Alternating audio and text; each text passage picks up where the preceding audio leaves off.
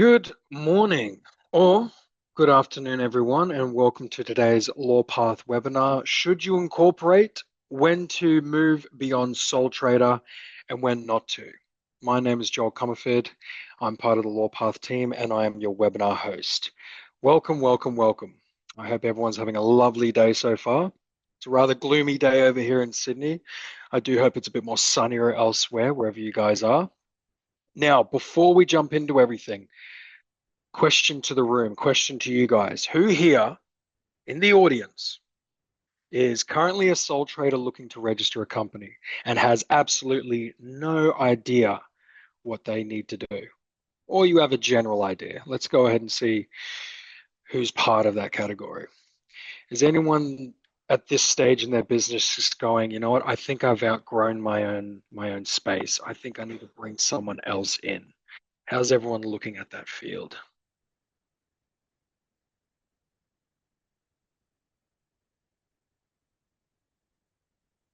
Delightful. While we wait for that to come through, for anyone who is new to Lawpath and is new today, we are Australia's leading online legal and compliance platform for small businesses. We've helped over 500,000 businesses save time and money by simplifying how they manage legal and tax compliance, all in one place. You're not going over here for legal.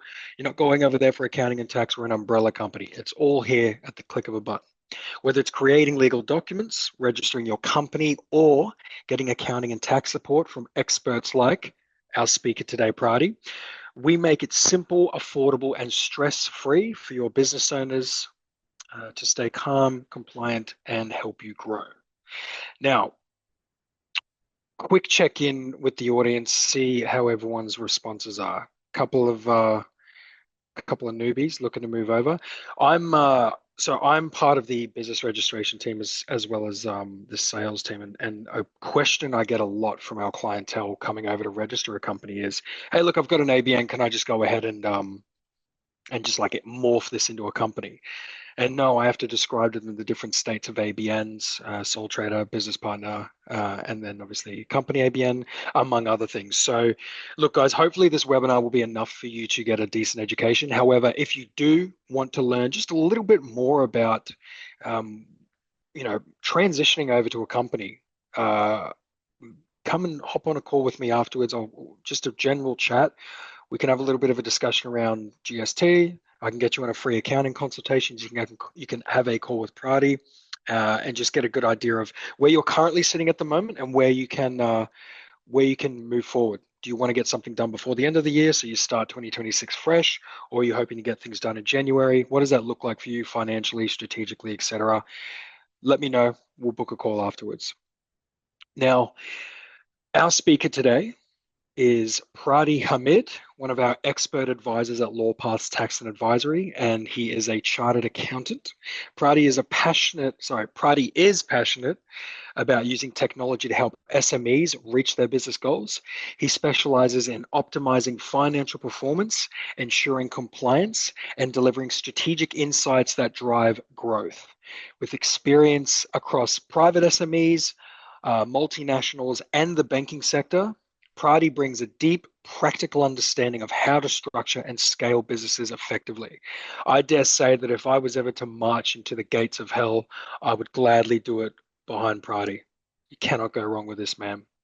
What is he talking to you guys about today?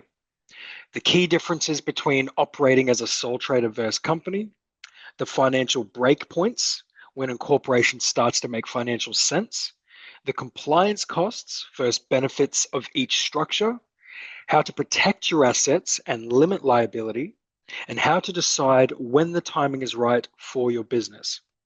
Hopefully by the end, you'll understand the tax advantages, risk protections, and strategic steps for making your next move confidently. I'm dreadfully tongue-tied today, Pride. I don't know what's going on. I think I've had too many coffees. It's the gloomy weather, guys. It kills me. I feel like I'm going to fall asleep.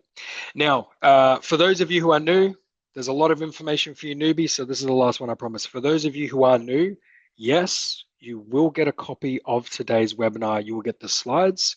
You will get all the information around our partnership offers, how Lawpath can help you through legal, accounting, and tax. I'll give you all of our wonderful codes that we can use to help you get a discount if you are starting out and the cash flow is a little bit low, but you know you need accounting, tax, and legal assistance.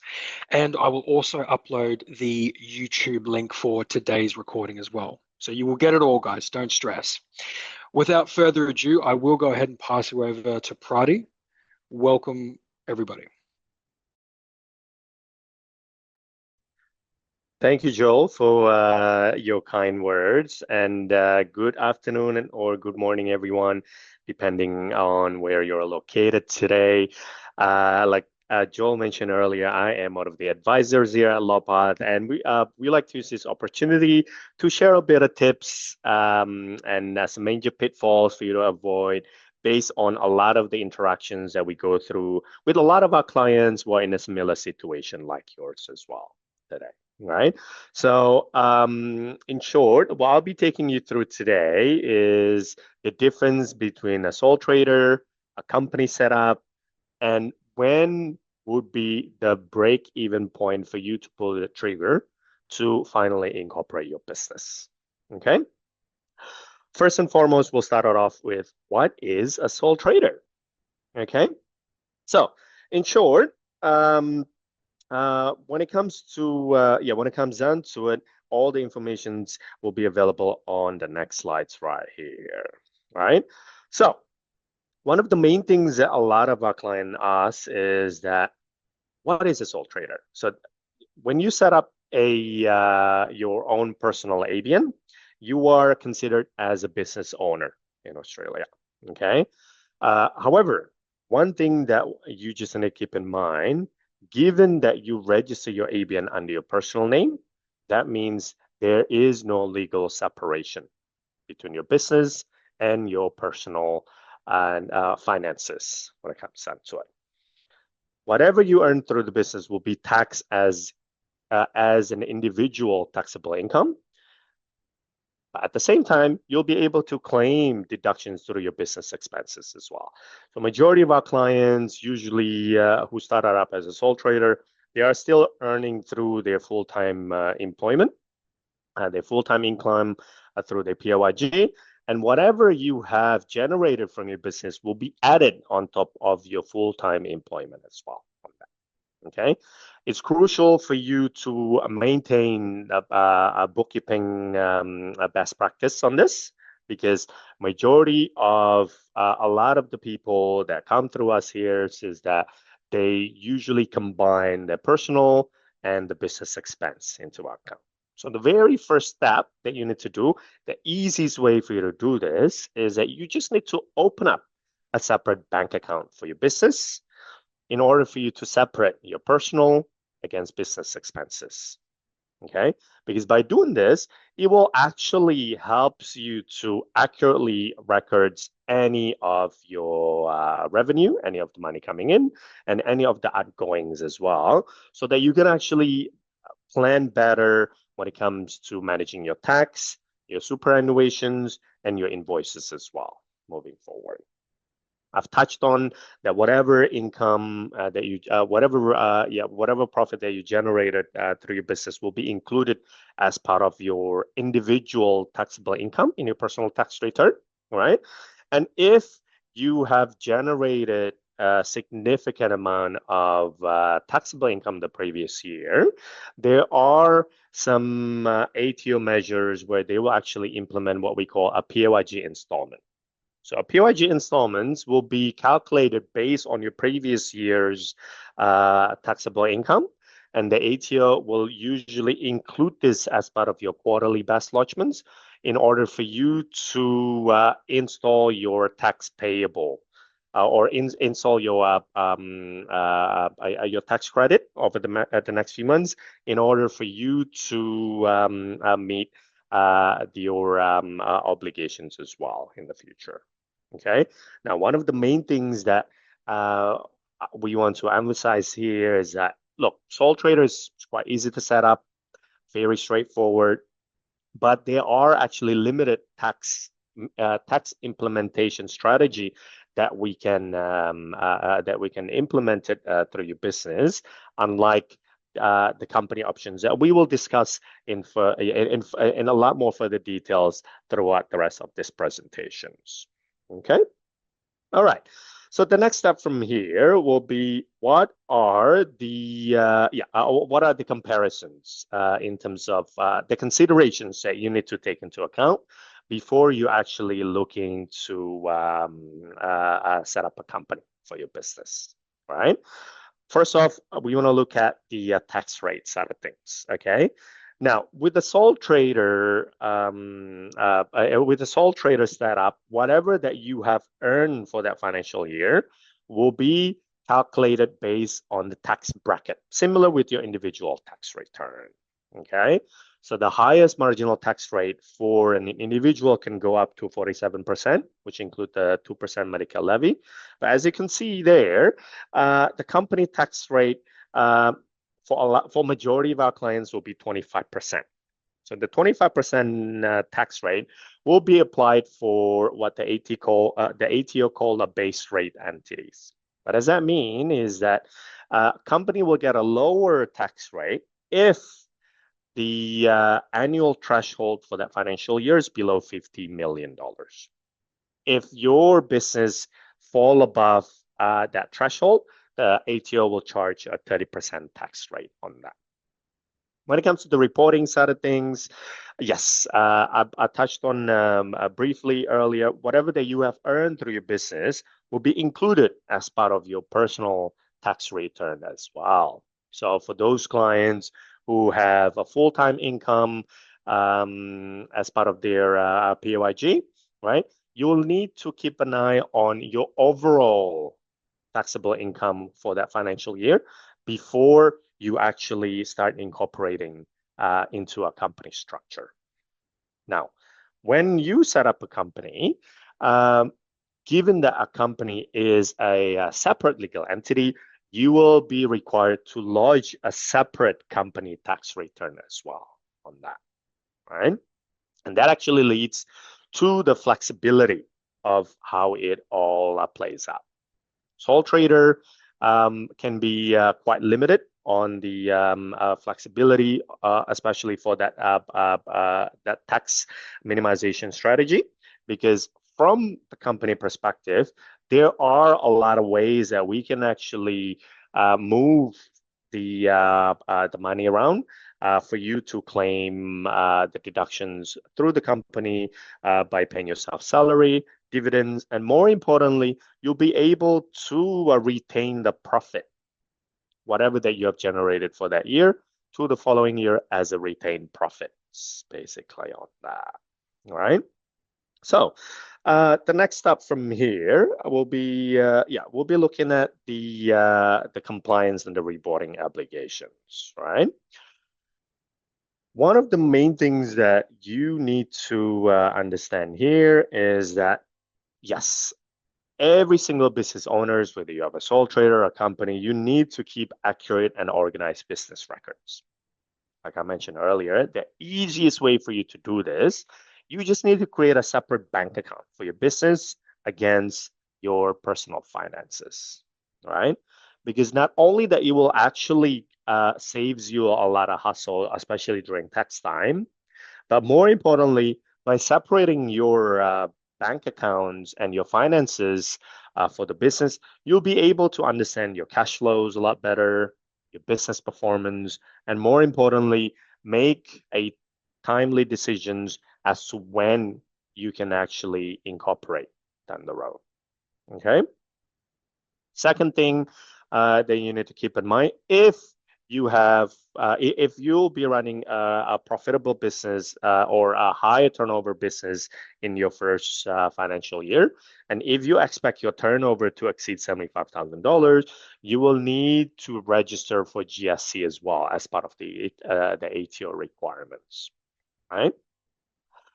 Following on from that, as a sole trader, you also have the options to pay your superannuation contributions as well on that. Okay. The only thing you need to do here is that you will need to choose your own, you basically your own super funds, right? And you can actually allocate a certain amount of the superannuation contributions through your business and claim that as part of your individual tax return deductions as well on that. Now, the one thing that you need to keep an eye on this is that for this financial year, FY26, the non-concessional superannuation contributions is capped to $30,000. So you can actually contribute up to $30,000 and claim that as part of your deduction as well in your individual tax return, right? Now, given that as a sole trader, everything will be under your personal name anyway, it's crucial for you to get the necessary insurances, depending on what type of work or what type of industry you're in. Public liability will be the main insurance that you need to consider. Yeah, if you run a consulting business, professional indemnities, and other insurance you need to get, as well as you need to consider any additional coverage through any income protections or any other policy that will be able to cover you should you experience any other legal hiccups down the road. Right. Moving on from here, what are the advantages of running your business as a sole trader? It's a very cost effective way for you to do it, right? You can register your ABN through the ABR for free. So there's no need to deal with any of the filing fees or any renewals, unlike a company moving forward. All right. Given that you'll be running your own business, you'll have a flexibility and in relation to making your decisions in terms of what you need, what you want to do to your business. Very minimal reportings, unlike the company tax return. You can actually lodge your tax return by yourself. And more importantly, you'll have a more straightforward compliances as well down the road. There's no need for any of the dividend declarations that you need to keep record of. There's no other, documentation requirements from the ATO. You just need to lodge your tax return and your BAS if you register one. That is about it. Okay. And most importantly, you do have the flexibility as well in accessing your profits right away, right? Because going back to the main principle of being a sole trader is that you can have direct access to your profit right away. Okay. And there's no compulsory superannuations obligations. There's no need of dividend declarations requirement. And this is one of the main things that a lot of our clients, the main reason why a lot of our clients are starting off as a sole trader. So on the flip side of this, what are the limitations on that? All right. And this will be the main, I would say, the main reason why as to when we will be advising our clients to start incorporating into company, which is it's all comes down to your personal tax rate. Okay. One thing that a lot of our clients sort of kind of doing it wrong here is that yes, the business doing well, earning more than 100K, but then this particular client generated quite a significant amount of salary from their full-time employment as well. Okay, so you need to keep an eye on your personal marginal tax rates when it comes to this. And yeah, we do have a detailed sort of kind of breakdown on the numbers that we'll discuss with you at the later slides during this conversations. Okay. Secondly, given that everything will be under your name, you will be personally responsible for any debt obligations and, more importantly, the operational risks of the business as well. So it's crucial for you to understand what are the risks for your day-to-day business operations, and you need to consider what is your risk appetite and taking on that risk, right? if you are looking to scale up your business down the road and attract further investors, it's quite difficult for you to actually um, have that credibility operating as a sole trader, right? Because for a lot of our clients, especially in that consulting industry, in that consulting sort of kind of space, where they provide their, a special expertise to attract clients down the road, right? Majority of these bigger clients prefer to dealing with incorporate entities as well on that. So this is one of the things that you might want to consider for your long-term objectives on that, right? Um, there are a lot of our clients who are looking to take on business partners to sell their own, some part of the business to attract more capital. It'll be more difficult for you to actually do that as a sole trader because there's no amount of shares that you can actually break down that you can actually sell it to attract that capital as well down the road. And yes, one of the main things that I've mentioned over and over again is by creating that separate bank account, right? Because given that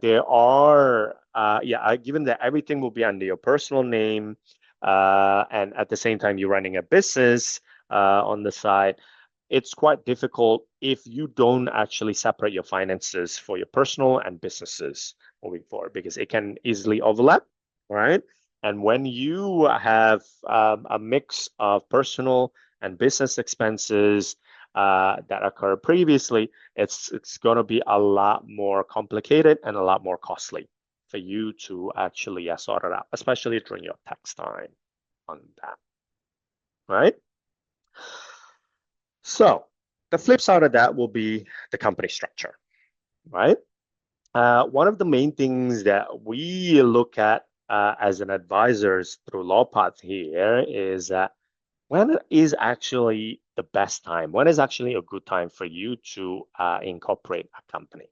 Okay, because the total opposite of a sole trader, when you register a company, you are technically creating a separate legal entity and move that business away from your personal name.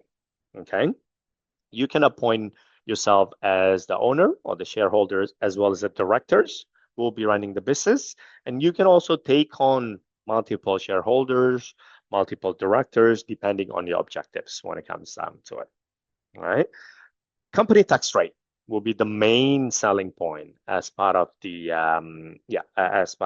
reason why you need to incorporate. The reason why is because the company tax rate is capped at 25% if your turnover is below that 50 mil threshold. But as we explore the various different tax bracket on your marginal tax rate will be varied depending on how much you earn for that particular year as well on that, right?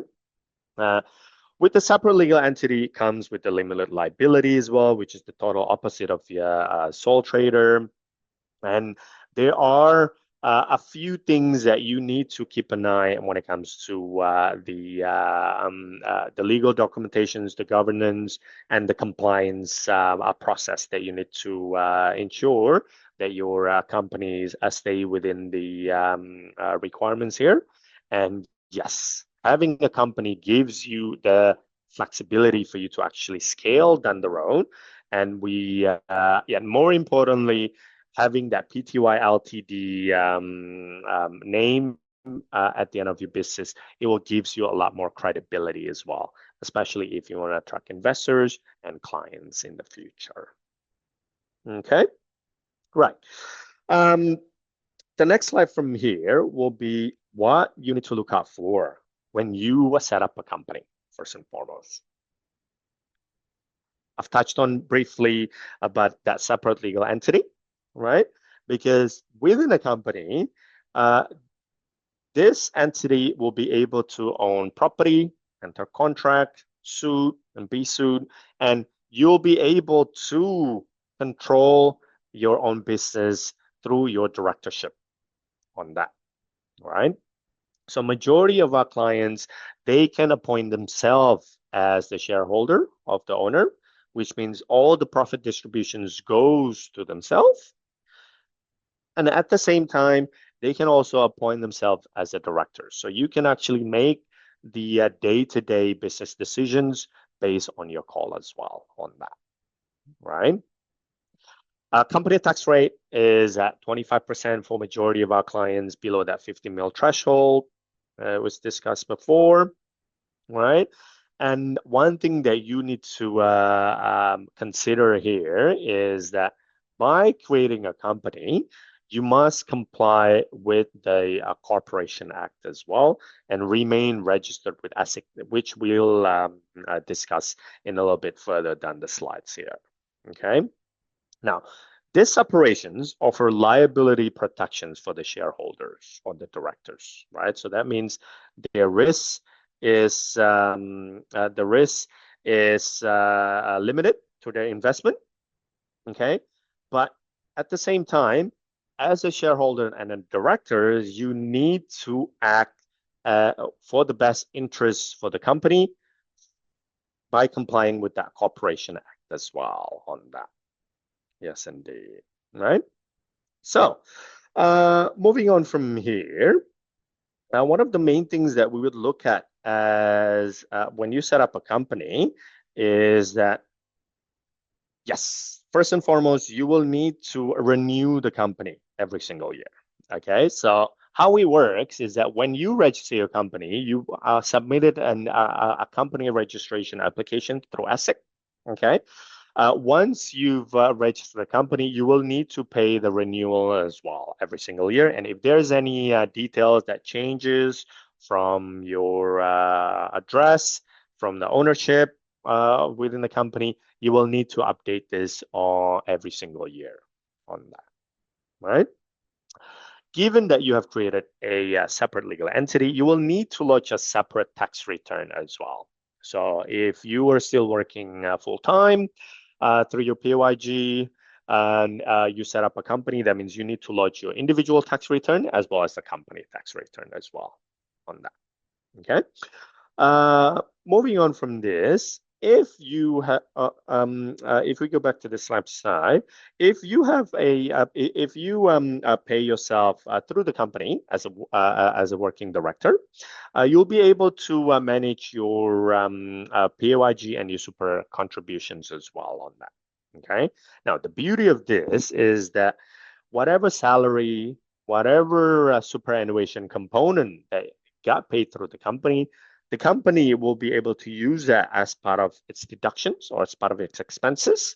It'll reduce the taxable income of the company, but more importantly, you would be able to contribute to your own personal cash flow by taking advantage of this tax minimization strategy as well on that.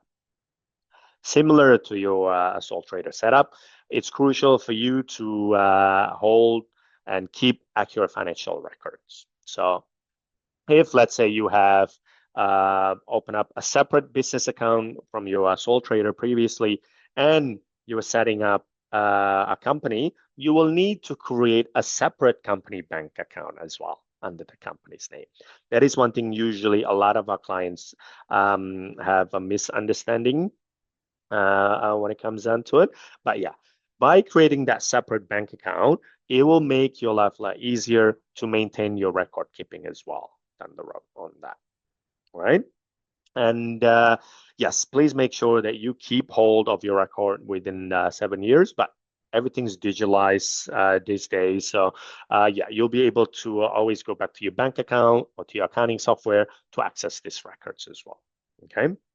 Now, although if the one of the things that a lot of our clients misunderstood as well is that given that I have a separate liability now, I can do whatever I want with the company, right? That's not necessarily correct because even though you have a separate legal entity where it actually separates your finances from your personal to your business, as a director, it's crucial that you act with care and due diligence in running your business. Okay, because one of the main things that the main things that the regulators requires you is that you will need to ensure that your company remains solvent. You'll be able to pay your external bills, your ATO bills, most importantly, and always act in the company best interest.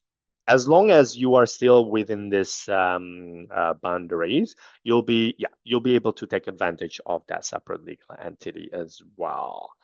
Now, I can see here that we have a few questions that came through. How about we just start going through here? Oh, thank you for Tim who jumped on a few of the questions as well on that. And yeah, I think we're up to date on here. Excellent. So, what are the misconceptions about incorporating, right? Yes, one of the main things that a lot of our clients use is that, oh, I've already set up a company. That means I can save tax right away. Okay, not always true because even though the company tax rate is a lot lower um, based on your marginal tax rate, right? But one thing that you need to consider here is that what are the compliance and the accounting costs on this as well, right? Because look, you may pay a significant amount of fee when it comes to your tax return, your BASes, and everything like that. But at the end of the day, it's all about the executions when it comes down to it, right? Because if let's say you set up a company, but you don't actually keep your records up to date. You don't actually keep, maintain your and keep an eye on your numbers on a regular basis. Come to tax time, it may be already too late to implement this various different tax strategy. So therefore, we always advise our clients to go back to basics. Set up a separate bank account, set up your software, and continuously reconcile your transactions throughout the year so that you are fully on top of your company financial positions on a regular basis as well on that. All right. Secondly, I touched on a little bit more on that director's responsibility, that director's personal liability, right? Yes, that is true.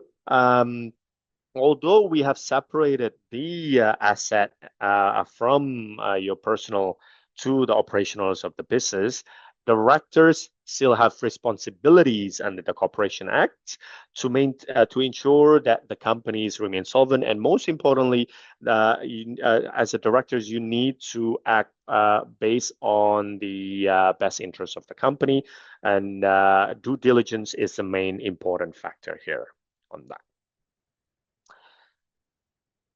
Nextly, with the previous slide, you can use the company money whenever you want. Okay. Now, going back to the main principle, given that a company is a separate legal entity, you are not allowed to actually access the funds from the company's bank account. Okay, because any payments needs to be properly documented. If you want to process your salary, you will need to process your pay runs first and foremost. If you need to declare your dividends, you need to sort out your dividend declaration, your shareholders resolutions, and everything like that. And if there's any money that you want to take out from the company, it needs to be documented as a loan with, unfortunately, more tax to pay down the road. Okay. Another thing is that a lot of people are hesitant of having set up a company. It's too complicated to incorporate, right?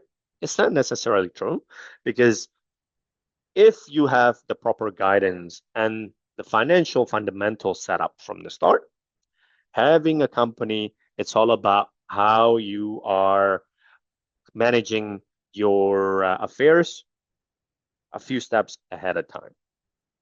Because once you register your company, you will need to maintain that that compliance requirements, and through our advice, we'll be able to guide you every step of the way when it comes down to it.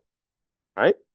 So the reality when it comes down to this, a company provides the structure, the protection, and the liability and the flexibility, but it's all comes down to your executions throughout the year.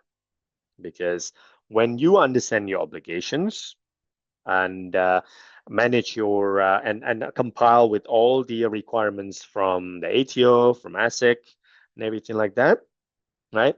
It'll be a lot easier for you to actually take advantage of the structures that you've already set up to minimize your tax, but more importantly, maximize your take-home pay as well at the end of the day. Okay. Let's have a bit of a pause before I move on here because I can see here that we have a few more questions come here. Right. Let's have a look here. So Tim's already answered Julian's questions. Thanks again for that, Tim. And then we have another questions from Jason. ASIC doesn't automatically deregister the company if you skip the renewal fee for a year. It accrues interest over time, so better deregister once you make a decision. So yep, that is pretty much spot on, Jason. Thank you. Our accounting costs different between company and sole trader because we pay a lot to our accountant just for a sole trader. In short, yes, as a sole trader, depending on the level of business activities, bank account transactions, right? Generally, a sole trader, it's a lot less for you to pay compared to a company structure, Leanne. Right. Moving on from this, another question from Jason's. I was told that the company dividend cannot be paid in the same financial year. Is that correct? That is yes, that is correct. So basically, how dividend works, Jason's, is that at the end of the financial year, when you actually generate that profit, you can actually declare that dividend before you lodge your next tax return. That is absolutely spot on. Okay, I think we are up to date with this. So moving on to the next point right here. Right. So this is the $1,000,000 questions as to how and when should you incorporate through a company. In short, if your taxable income from your if your taxable income as a sole trader, whether you work as a full-time or as a business, reach around that 90 to 100K, this is probably the time you need to consider incorporating here. All right, because we compare the 25% tax rate versus the highest marginal tax rate, 47%.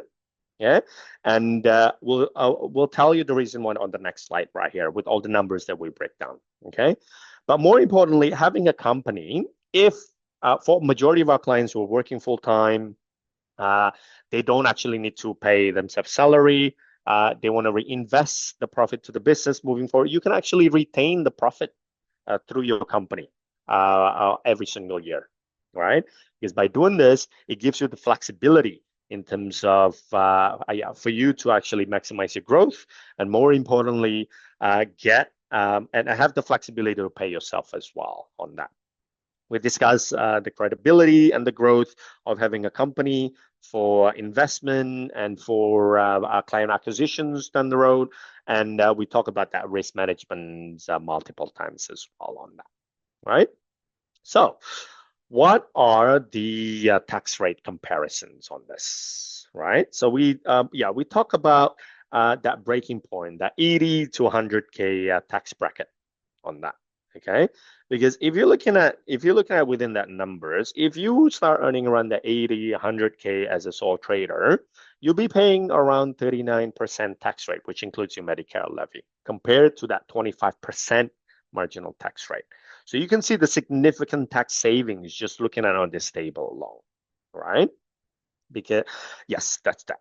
Because the greater the profit retained in the company, the larger the long-term benefit as well for this. And for a company a company can also allow different profit distributions if you want to if you got a trust setup or anything like that, which gives you more flexibility on your tax implementation strategy as well, right? Moving on from this, the next slide that we would like to explore here will be on the on the numbers and comparisons of what we'll be able to explore here. Whenever we are going to the next slide, please, Cam. Excellent. We talk about the profit retentions, right? Because company gives you control over how and when profits are distributed. Okay, because unlike sole traders, when you made that profit, it will automatically include it as part of your taxable income on that financial year, right? But as you can see from the table here, when you generate when you generate profit from the company, there are several ways for you to actually use this profit on this, right? So for a lot of our clients who earns a significant amount of full-time salary as well throughout the year, you can actually reinvest this back to the business to maximize the growth within that first year, second year, third year, whatever that might be. All right. And for those who like to cash in right away, you can also pay and declare the dividends through this. Now, dividend declarations is a lot more tax effective compared to just throwing out your salary throughout the year. The reason why is because when the company made profit, the company will need to pay the tax. Will need to pay the tax on that 25% tax rate. Right. So by declaring a fully franked dividends from your individual tax return perspective, you'll be able to use the fully franked credit or the tax component that the company has already paid to use that to offset your individual tax return as well. So that means you don't actually pay twice the tax on this because the company has already paid for it, right? And if you want to retain the profit in the company, you want to take it, the next year or the following year, you can also retain the profit within the company by accumulating your fully franking credit as well, which you'll be able to take advantage of down the road on. All right.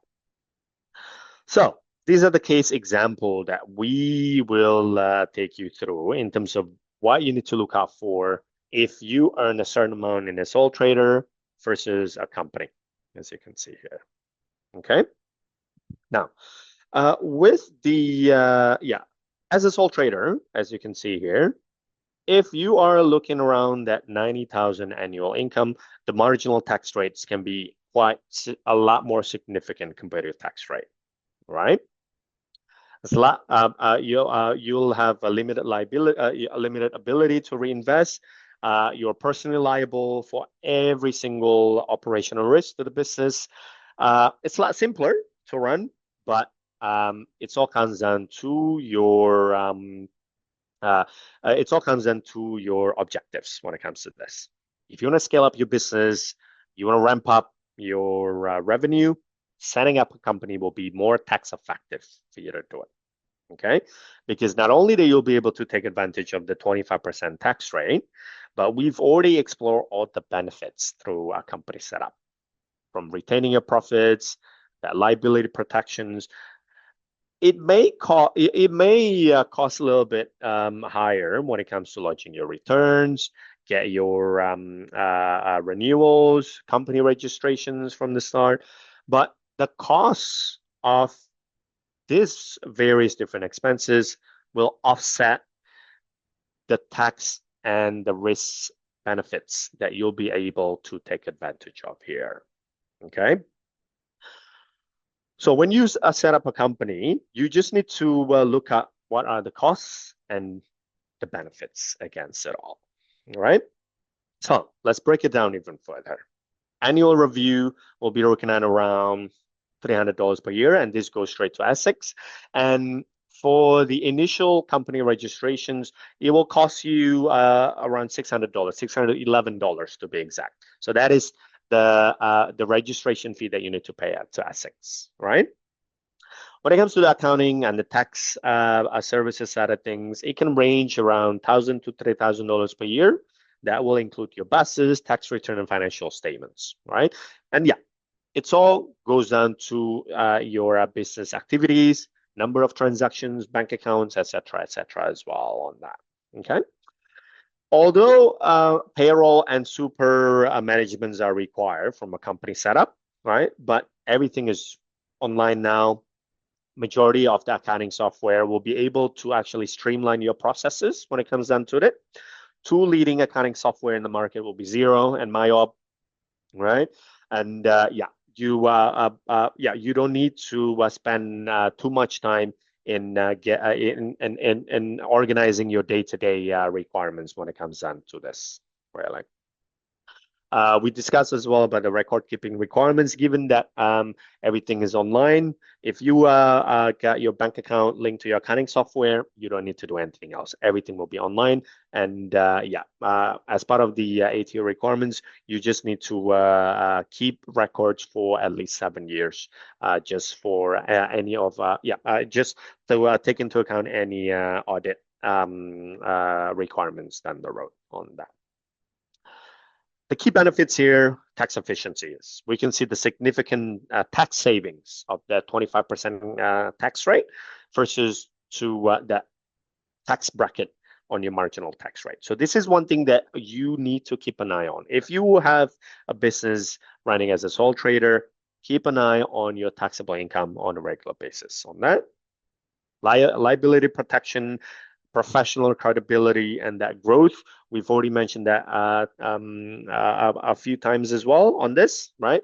Having a company will tick all the boxes in these three points that you'll be able to take advantage of in running a business as well on that. So it's all about asset protections moving forward, right? Once you set up a company, we have talked about the sole trader setup. Everything will be under your personal name, right? If you have any debt, any owings to creditors, or even worse to the ATO, your personal assets will be at risk under your sole trader setup, right? But a company will give you that liability protections as well, based on the value of the ownership of your company. Okay, because the directors and shareholders are separate from the company entity. Therefore, personal assets are protected unless they are breached to the duties of care through that corporation acts that I've mentioned to you before. Right. So therefore, you need to ensure that you are complying when to the rules and the regulations in running a company, because by doing that, it gives you that stronger and legal financial separations from business operations as well. Moving on from this, yes. One of the main things that we normally go through with a lot of our clients here is that the scenario of having a sole trader or having a company. Okay, so let's say we have one of our client who have a client fails to pay some of the invoices for the completed work, and the business cannot cover its expenses.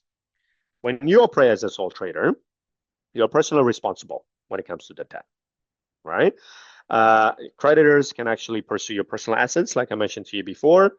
Legal costs and whatever costs associated with this will be fall under your personal name, first and foremost. Okay, but if you flip the script on this, if you set up a company and your company is actually this money, right? The company will basically be the one who liable for this debt.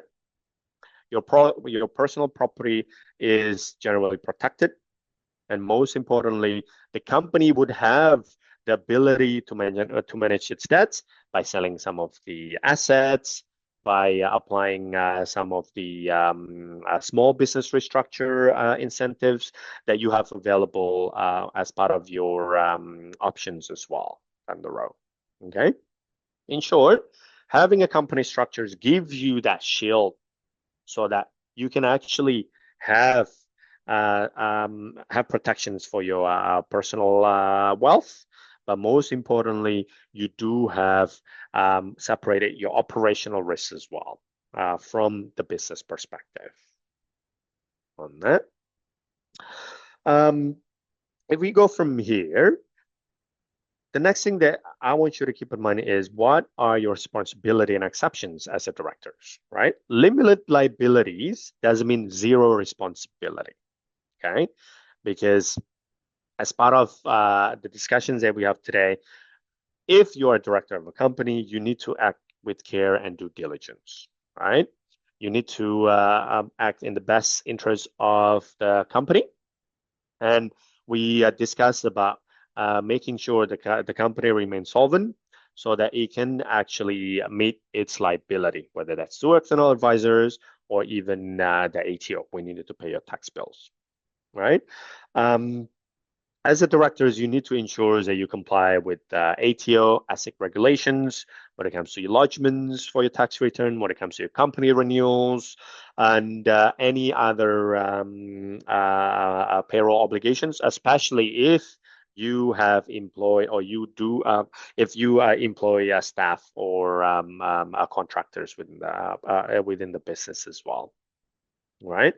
The exceptions for limited liabilities is personal guarantees. If you sign any personal guarantees as part of your bank loan or anything like that, you'll be the one who personally liable if the company defaults, right?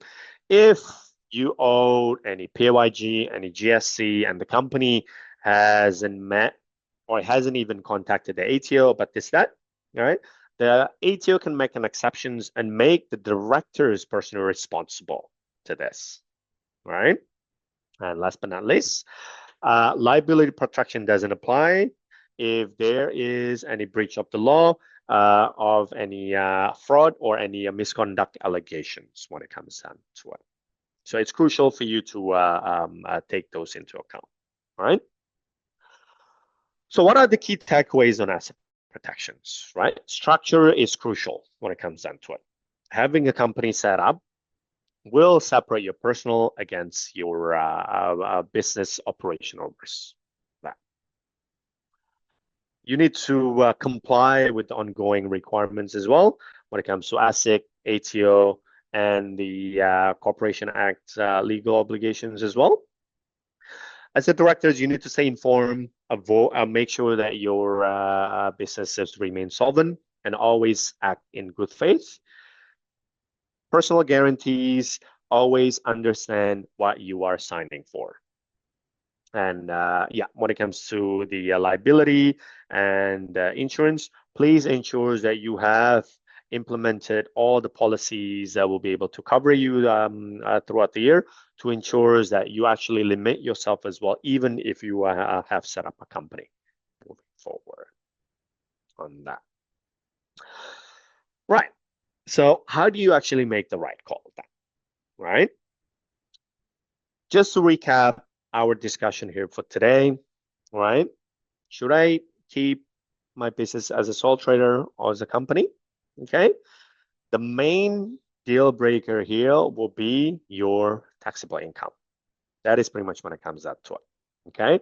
So in short, if you are looking around 90 to 100K worth of taxable income, this is probably when you need to considering a company structure based on that marginal tax rate comparison that we've disclosed before, right? We talk about the risk and the liability as well on this. Okay, does your business carry any significant operational risks when it comes that could actually affect your personal assets, right? Because by creating a company, it will gives you that limited liability so that you can actually have that peace of mind, and more importantly, you'll be able to have more options for any other opportunities down the road. Having a company gives you the scalability and the opportunities to attract other external investors down the road, right? And more importantly, you need to ensure that you'll be able to stay compliant when it comes to the ongoing ASIC, ATO requirements, and the and your tax obligations as well. So by considering all these factors, do you see the benefits of incorporating the company with all the costs associated with it? Or do you still or do you still looking to keep it within your sole trader setup, but pay a little, I'll pay a lot more tax on that. So these are the kind of things that you need to consider before you're making the right call. Final takeaways from me today here, guys. So there are a lot of advantages when it comes to the company structure, right? Not only from the tax asset protections, but we can actually implement various different tax implementation strategy from the company. Okay. Secondly, although sole trader can be a lot simpler when it comes to when it comes down to your day-to-day kind of operations, but you need to figure out what is your main objectives in the long term, especially if you want to scale up the business as well even further. Compliance is part of the day-to-day requirements that you need to maintain from ASIC, from ATO, and your tax obligations.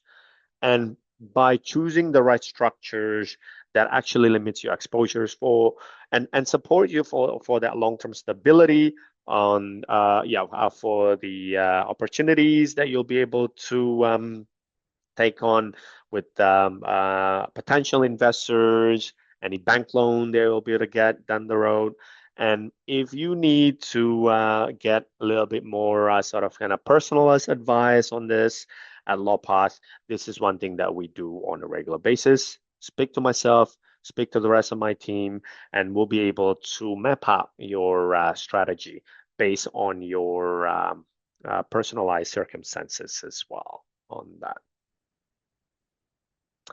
Right, so I think that is it from me. Thank you very much for your time here today, guys. I will pass it back to Joel, who will close the presentation here today. And yeah, we will address all the questions towards the end of the prezos. And over to you, Joel. Pradi Hamid, everyone. Pradi Hamid, thank you so much. Great knowledge for anyone who's just starting out. Extremely important, extremely vital. Real quick, Jason. Jason has asked, can he catch up on last week's webinar? Guys, if you type in Lawpath on YouTube and you go to our page and you go to webinars, every episode we've ever done should be on there if you wish to catch it. However, Jason, if you like, I might be able to chuck that in an email for you as well. Now, look, for anyone who is semi-new to Lawpath or is kind of considering Lawpath, what my job is day in and day out as a consultant is to take inbound and obviously offer outbound calls. We usually roughly get about 1,000 people per day coming to Lawpath, and I'd say 80% of the time it's out of reaction to something. The problem with humans, part of the human condition, is that we're not getting too philosophical here, but we only really act on something when it's too late. It's just part of our nature. So this is one of the reasons why we do the webinars. The webinars is a way for us to simulate what it would be like to get day in, day out communication with lawyers and accountants. And that's what our plans provide.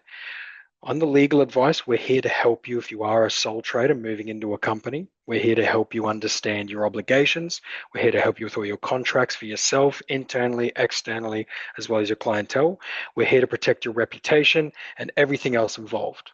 Now, on these legal advice plan calls, which go for 30 minutes a day for an entire year, depending on availability of the legal team, accounting as well, you will have an opportunity to just ask these questions. You can just have a general chat. It doesn't always have to be out of reaction. There's not always a contract that needs to be reviewed or worked on. So what we want to do, what we aim to do is essentially give you guys the power and the confidence and the autonomy to run your business to where it needs to go. If you need us to upscale with you, we can do that each year. You can keep renewing with us. Otherwise, if it's just the first 12 months, you're just starting out, you're translating over into a company, give us a go. Hop on one of our plans. You can have those calls. You can be educated on how to do your BAS, how to do your bookkeeping through Xero, your payroll, your invoicing. If there's issues around PSI, Can you claim a vehicle underneath your company? Anything, all those little nitty-gritty things that a lot of people wish their accountant and lawyers would tell them, but usually get charged a little bit more. We offer that too. We are available when you need it. Our issue is that too many clientele are coming in every day and saying, hey, I want to register a company, and we offer this advice, and then they skedaddle. And then 3 or 4 or 5 months later, they come back and say, I'm in deep doo doo. So if I could offer anyone some advice, it's please take on one of our free legal or accounting consultations. I will throw it in the email afterwards. If there's any gray area within your business, if there's something that you're unsure about, it's a venture that you want to go down, if there's a contract that you're about to sign or a big tender that you're taking on, or maybe you want to bring on an employee but you're unsure about them, just hop on one of these calls and have a conversation with us and just get a bit of clarity. We have the legal advice, the accounting advice, tax, virtual office, and our essentials. Our essentials document is $468 per year. It gives you access to our entire document library, unlimited edits, e-sign, access to our Lawpath AI. It is perfect for someone who knows how to navigate contracts and documents, and they have a lot of people who need to sign contracts as well. Our legal advice plan is the big brother of the document library. You essentially, as I mentioned, have a lawyer review any work that you're working on if you'd like to work on contracts alone. If you have big business plans, big changes, registering a company for the first time, which share structure do I do? Do I need to have a shareholder agreement? I'm going into business with my brother, but he's also got a partner. I don't know this guy, but he seems cool. Don't leave that stuff to chance. Hop on a call with the lawyer. Let them have those nitty gritty conversations with you. Let them establish who within your business deserves what shares, et cetera, et cetera. Definitely something you should consider. The accounting advice plan, you get assistance through someone like Pradi. He's going to hop on a call with you. You can talk to them about setting up Xero. We get 90% off for the first 6 months, Xero offer for anyone on these webinars, or if they have a partner offer with us. You will get to have someone from our team help you set up your Xero, show you how to use it, the cash flow, the reporting features, all the stuff that you usually wouldn't understand. And from there, you can just get every little single teeny tiny bit of advice that you need just to feel more confident in every area of your business. It's paying employees. It's knowing when to reduce the amount of taxes you're paying on certain items. It's where is the business moving forward? Do I have enough money to invest in this? Where should I withhold money? When might be the best time? All of this stuff we can assist you with.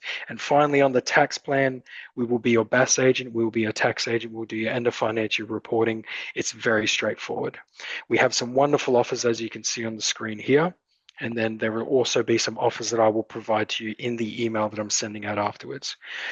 If anyone would like a free legal or accounting consult, again, I will send it out via email. But if you want to get in first in, best dress, and I can put those to you sooner rather than later, you can just go ahead and throw a yes into the chat. We can get you set up before this week's out, because obviously a lot of people would like to take advantage of that. If anyone would like for me to contact them personally and ask them a little bit of qualifying questions about where they're moving at this stage, if you are going from sole trader to company, again, throw yes in the chat and I will make sure that I can prioritize you. That should be everything from me in relation to how Lawpath can help. Prati, we do have a couple of questions in here if you just wanted to scour the chat. Absolutely. Thanks, Joel. So I think the last questions are answered from Jason at 12:37. So next up will be Arun right here. So Arun asks, can the same person be shareholder, directors, executive manager to be directors? Yeah. Okay. In short, yes, Arun. So when you register your company, you'll be able to appoint yourself as shareholder, director, and secretary, actually. So those are the three options that you'll be able to select yourself through your ASIC application. Moving on from this, Scott asked a question, is there any advantage of possibility of having a company structure and personally contracting to the company as a sole trader? In short, no, because the most flexible way for you to do this is we can just simply set you up as a working director for your own company here, Scott, because the company will pay the PAYG and the super component on that. It's a lot more straightforward, it's a lot simpler for you to do. And this way, you can actually play around as to how much you want to pay yourself as well throughout the year. Questions from Dawn. When it comes to company ownership by a trust, should be a trust directionary. Okay, cool. So when it comes, yeah, it all comes down to your objectives as well and your situations when it comes down to this, Dawn. But majority of the time, most of the clients that we are set up here at Lawpath, majority of them we advise to us set up a family trust or a discretionary trust to owns the company when it comes down to it. Okay. And this is where your objectives, your situation will comes in play, whether you need to have a corporate trustee, whether you need to have another unit trust options or anything like that. And these are the kind of things that we would explore a lot more using our free consultations so that you do have a basic understanding in terms of what you need to look out for down the road. Another question just came through from Harshil. When you're running a business with this family trust, do you run the business under corporate trustee ABN or trust ABN? So I think I need a little bit more information on this, Harshil. If you're running a business with a family trust, that doesn't mean that you're running a trading trust when it comes down to it. Because going back to my earlier point for Don's question, it'll be a lot more tax effective for you to have your trading company that owns by the family trust.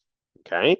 Because with the setup, the business will be running under the company's ABN. All the day-to-day activities, money in, money out, goes to the trading entity. And then at the end of the financial year, whatever profit is generated will be distributed to your family trust. So this will be the most tax effective way for you to do it. That's that. So I think that is the last questions that we have for today, Joel. Perfect. Did anyone have any other questions? You've got a senior chartered accountant on a call here offering to respond to anything that you have. So by all means, guys, go ahead and throw in some questions if you have them. And if that is everything, we'd love to obviously thank you for participating with us today. An hour out of your day is not always easy, so we always appreciate it. Again, I will send an email out with the slides as well as a YouTube link and some of our discounts and partner offers that we're providing, as well as a free legal and accounting consultation as well. Pradi, thank you so much. With this kind of topic, how often does this come up for you with newer clients in relation to when should we go up with our business? I would say almost half of our sole trader clients are already exploring this sort of kind of, next step in terms of how they would scale up their business even further. I would say, yeah. Right. Leanne's just asked, how does the family trust affect liability? Say the trading company owned by the trust is sued. Yep. So same thing. When you created a trading company, the operational risk will still be under that P2 Ltd. But if you have a family trust as well, there will be an extra layer of asset protection as well, if you think about it, right? Because when you register your company, the shareholders will be under your personal name, or the owners will be under your personal name when you register Classic. But if you have a family trust, we will move the ownership through the family trust, basically on that. And by doing that, this will actually create that multiple layer of asset protections and gives you the most optimal legal protection. Beautiful. Thank you so much, Leanne. Did anyone have any other questions, or I dare say that's it? Well, if anything else comes through, if any other questions come to mind, guys, you can go ahead and place them in the email that I send out as a response to me. I'll be more than happy to go and bring it to Pradi and anyone else within his team to see if we can get a response for you. Oh, Harshil's asked, do we give advice on business, legal, accounting, and tax? You can consider personal investments, business, and real estate structure. We don't give we can advise on property, so lease and loan agreements and things like that, not real estate in general. And personal investments, we can assist you with the compliance around that, especially on the legal side, but we couldn't necessarily advise you on the best market or when to do X, Y, and Z. Any response from you on that one, Pradi, in relation to personal investments? Yep. You're pretty much spot on there, Joel, because when it comes to personal investment, real estate structures, that will fall within the financial advice, right? So it's best for you to speak to a financial advisor when it comes down to that, Harshal. Perfect. Thank you, Harshal. Ladies and gentlemen, thank you so much for your time. We really look forward to seeing you again next week. And yes, once again, thank you for spending an hour with us today. Look forward to seeing you guys next time. Thank you, everyone.